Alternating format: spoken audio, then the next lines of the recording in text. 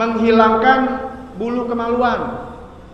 Cukur, yang dicabut. Kalau bulu ketek boleh dicabut. Kalau kumis dicukur. Jangan dikerok-kerok. Ya, nanti takutnya jombrong kemana-mana nggak pas. Ya, kalau ini anak ibit dicabut. Kalau bulu kemaluan, dicukur. Ya. Kalau perempuan kalau terlalu seknya ini dicabut, boleh. Ya, gitu. Yusannu halquhu rirajul tuh. Karena apa? Sunnahnya dicukur bagi laki-laki. Wa natfuhu lil mar'ah, dan sunnah dicabut buat perempuan. Iya dicabut, kuat ya? Enggak, dicukur aja. Jangan lebih dari 40 hari kebersihan tuh. Kalau lebih dari 40 hari sampai gondrong mana-mana digantungin setan, bekutu. Bukan jorok. Jadi yang ngajarin siapa?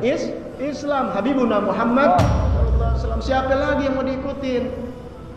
Kalau Nabi udah kasih tahu dari dulu nggak diikutin, pas lihat dokter ya kasih tahu penyakit begini, baru itu ikutin. Nanti lebih percaya dokter daripada Nabi.